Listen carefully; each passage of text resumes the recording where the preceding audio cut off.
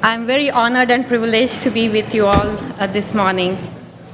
I have special affection for Amravati because I studied here from grade 9 to grade 12 for 4 years, and I'm visiting this place after more than 30 years. So I'm very excited to meet my old friends and amazed by the change I see in the city after all these years. So coming to resuscitation in pregnancy, why is it important?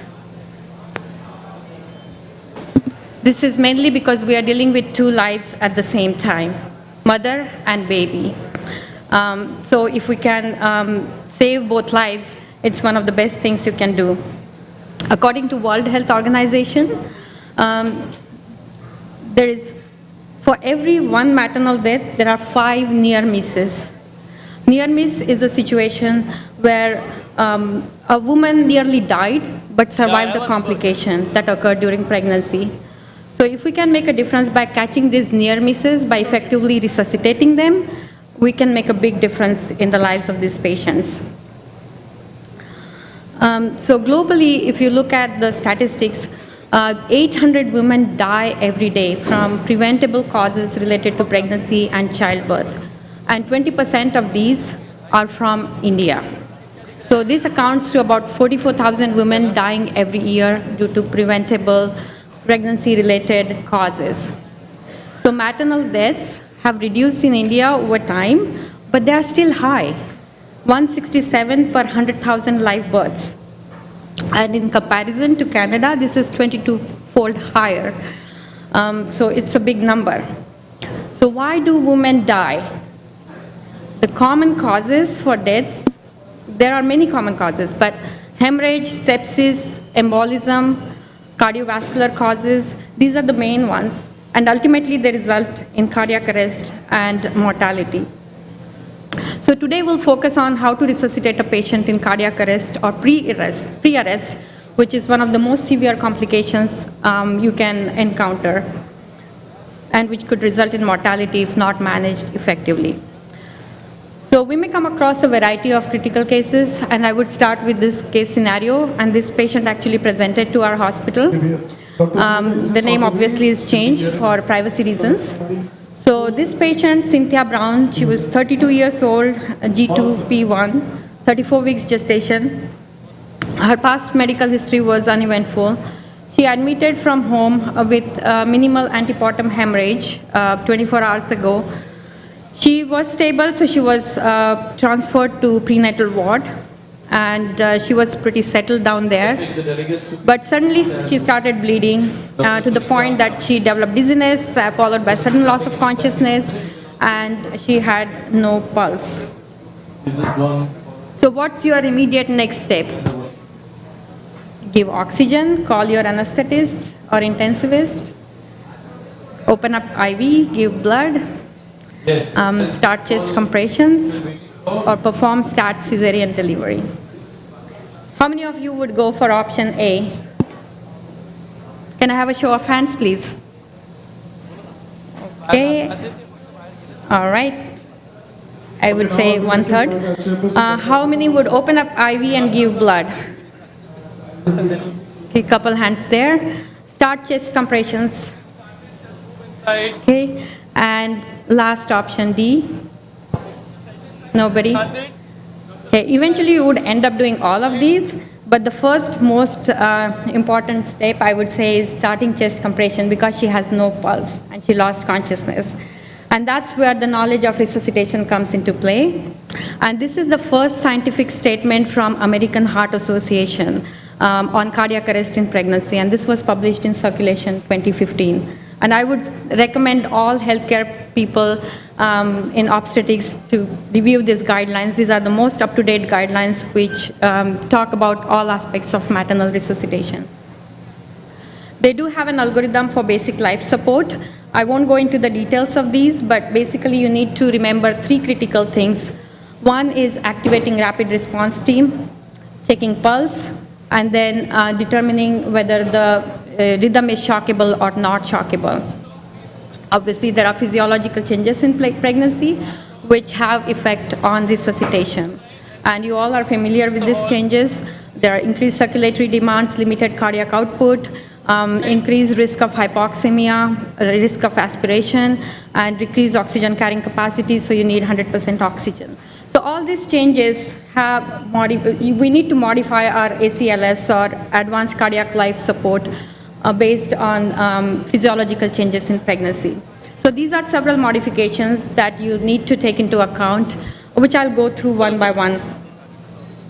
So first and foremost is immediate basic life support and call for help. So earlier it used to be ABC, but now it has changed to CAB, compression, airway, and breathing. Why compressions? Because you need to perfuse organs first before even you attempt to secure the airway. And then you need to call for help immediately because you need crash cart, you need C-section cart, you need airway cart, and you also need neonatal resuscitation equipment. In our hospital, we call code 77, which is an obstetric code wherein all rapid response teams, designated rapid response teams would arrive at the site of arrest if this code is called. The next important concept is adequate chest compressions and improving your quality of cardiopulmonary resuscitation. So in terms of positioning your hand should be positioned in the lower third of sternum, which is what you would do in any adult patient. But you need to push hard, push fast, 100 to 120 per minute, and allow for complete recoil of chest. You need to minimize interruptions in compressions.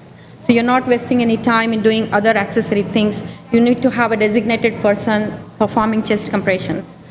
You change compressor every 2 minutes because fatigue is a big problem, and you need to have good quality chest compressions. So if you have enough manpower, you rotate your compressor. And then you have 30:2 compression ventilation ratio if there is no secured, no advanced airway in place. And once you have advanced airway, once you have intubated the patient, then you can go asynchronous. The third concept is aortocaval compression. And we know that with aortocaval compression, there's decrease in cardiac output by almost 60%. So you perform left uterine displacement. The question is, how much left uterine displacement is effective?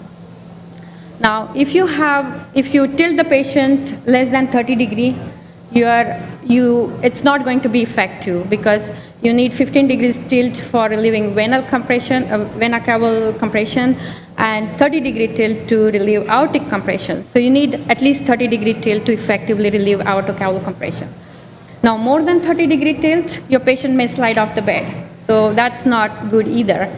But the problem is, as you increase the tilt, your effective resuscitation force goes on decreasing. So if your effective resuscitation force is 100% in supine position, it's about 80% in 30-degree or 27-degree tilt position. So you can provide left uterine displacement using a wedge, or you can provide manual left uterine displacement, either using two-hand technique or one-hand technique. And the advantage of doing manual uterine displacement is that the patient is supine, so you can have good effective resuscitation force. So your CPR quality is likely to be much better. And you also have easy access to airway and defibrillation and also C-section. And studies have shown that manual left uterine displacement is equally effective as tilt. Now, defibrillation. So if you identify a shockable rhythm, either ventricular fibrillation or pulseless ventricular tachycardia, you may have to defibrillate the patient. But the dose for defibrillation doesn't change. You can use the same dose as in any non-pregnant population. The only consideration you need to change, make sure the pads are positioned such that the lateral pad is either underneath the breast or lateral to breast. It's also recommended that you use AEDs, automated electric defibrillator, in an attempt to defibrillate within 3 minutes. The idea is to defibrillate as soon as possible when you identify a shockable rhythm so you can revive the patient quickly. And most of the staffs on labor floor are not familiar with rhythm recognition, so AED will do that job for you, that will recognize the rhythm and automatically deliver the shock. So I think it's a good idea to have AEDs placed at accessible locations. And then removal of fetal and uterine monitors. And this is important because you're not monitoring fetus anyways at that time, and you may have to remove it in preparation for cesarean delivery. Airway management, again, that's important because these patients will desaturate very quickly. So you ventilate with 100% oxygen. You may have to consider early intubation or supraglottic airway. And if you have capnography, then you can know the efficacy of resuscitation. So if you see sudden increase in end-tidal CO2, it indicates return of spontaneous circulation. But again, compression comes before airway, even in pregnant population. IV access should be achieved above diaphragm, so the drugs reach heart quickly. And then in terms of medications, you can use same medications and same doses as in ACLS protocol. And you may have to use cause-specific treatment. If you suspect magnesium toxicity, you may have to give calcium, or you may have to give lipid emulsion if you suspect local anesthetic systemic toxicity. And you use epinephrine and amiodarone and other drugs as you would use for any non-pregnant patient. Coming to perimortem cesarean delivery. So if you cannot restore circulation after CPR, then you have to go for this 4-minute rule. You initiate cesarean delivery within 4 minutes of arrest, aiming for fetal delivery within 5 minutes. And this is for more effective CPR and better survival of neonates. So from maternal perspective, we know that CPR produces cardiac output of only 10% of normal in pregnancy. With left uterine displacement, you can augment cardiac output by 25 to 30%. But if you evacuate the uterus, you can increase cardiac output significantly by 60 to 80%. And that's the reason you are performing cesarean delivery in a patient who you cannot restore circulation quickly enough. Evacuation of uterus also allows for effective chest compressions. It improves thoracic compliance, so you can effectively ventilate the patient, and it also decreases metabolic demands during your CPR. And why 5 minutes? Because 6 minutes is the time for hypoxia, for irreversible brain damage if there is hypoxia or anoxia lasting for that length of time. From neonatal perspective, key to survival of neonates is resuscitation of mother. But neonate can survive hypoxia for a longer time, for up to 6 to 10 minutes of hypoxia or ischemic injury. And it's because of the protective mechanism that's there inbuilt in neonates. But as you increase the time from arrest to delivery, the risk of neurological consequences in neonates also goes on increasing. Now, where do you perform cesarean delivery? It should be performed at the site of arrest. So if the patient is collapsing at your doorstep, it should be performed there itself, because transportation will decrease your efficacy of compressions and will delay your C-section as well. But you have to remember to continue CPR and manual displacement at the same time. Asepsis is not the priority, and you can consider doing vertical incision. Only equipment that you need is scalpel. And you may also consider assisted vaginal delivery if cervix is fully dilated and the fetal station is low. And finally, you look for pregnancy-specific differential diagnosis while you are resuscitating these patients. So I like this mnemonics is A, B, C, D, E, F, G, right? So anesthesia complications, bleeding, cardiovascular, drugs, embolism, sepsis, and general H's and T's and hypertension. So it's a good mnemonic to remember while looking for preventable causes. And finally, about 70%, 70% of patients will develop some antecedent signs and symptoms prior to collapse.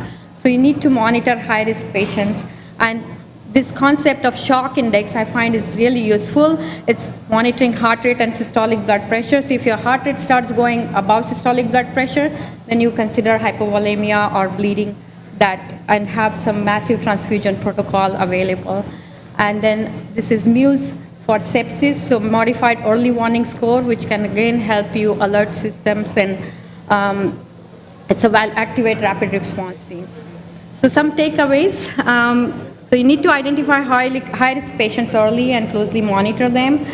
In pre-arrest situations, cardiac output can be improved by left uterine displacement, CPR, and perimortem cesarean delivery.